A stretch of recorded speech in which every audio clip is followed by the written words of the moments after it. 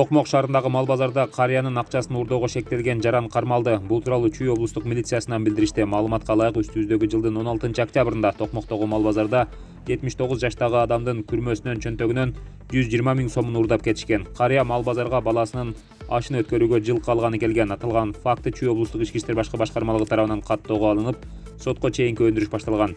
Милиция кызматкерлери тарабынан жүргүзүлгөн ыкчам иликтөө иш-чараларынын алкагында кылмышка шектелип, Токмок шаарынын 39 жаштагы тургуну ГУ аттуу жараны кармалган. Шектүү уурдалган акчаны андан ары жабыркаган жаранга берүү үчүн тергөө кызматына өткөрүп берди. Шектүүгө карата кылмыш жаза кодексинин уурлук беренесинин негизинде айып тагылып, Токмок шаардык ички иштер башкармалыгынын убактылуу кармоочу жайына киргизилди.